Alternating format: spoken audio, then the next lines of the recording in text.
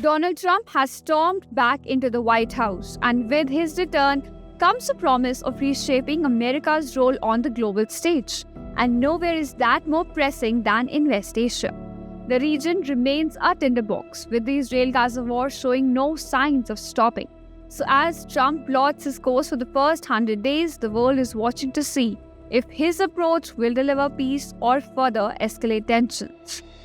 Trump has always presented himself as Israel's staunchest ally, famously calling himself the nation's best friend.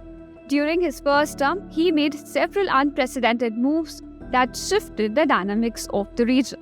He recognized Jerusalem as Israel's capital, relocated the US embassy there, and acknowledged Israel's sovereignty over the Golan Heights.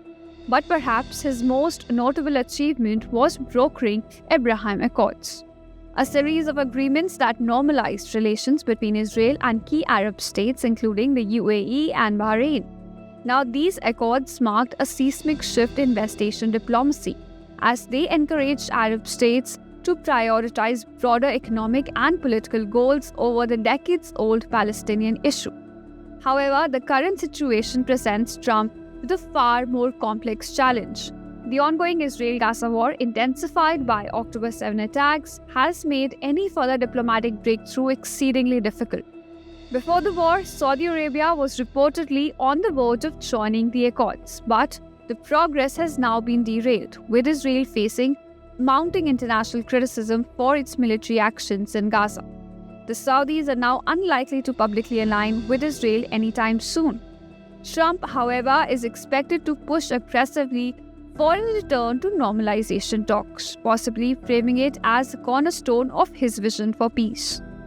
Now, Trump's criticism of the Biden administration has been fierce. He claims that the Hamas attacks and the subsequent escalation were a direct result of weak leadership under Biden and Harris.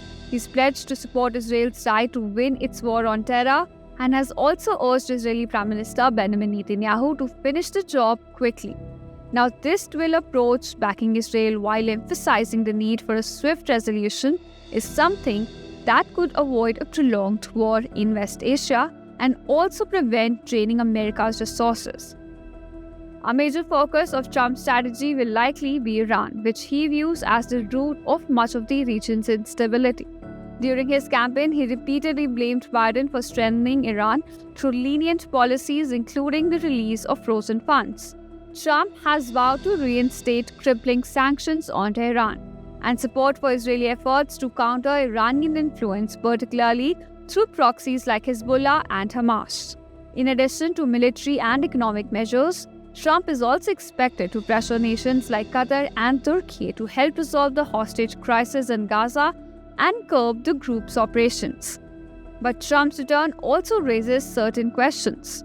His advisors, many of whom take a hardline stance on Hamas and Hezbollah, could push for more aggressive actions in Gaza and Lebanon if hostilities continue. This poses a risk of drawing the US deeper into the regional conflicts in West Asia, despite Trump's aversion to prolonged wars. For Trump, the first 100 days will be a tightrope walk. He must balance his unwavering support for Israel with the broader goal of restoring stability in West Asia. His legacy as the architect of Abraham Accords gives him a framework to build upon, but the stakes are much higher now. The region's complexities, from the humanitarian crisis in Gaza to the threat of Iranian aggression, demands a nuanced yet bold approach. So as Trump takes the reins, the world is left wondering, can he deliver on the promise of peace, or will his policies ignite new conflicts? Bureau Report, India Today Global.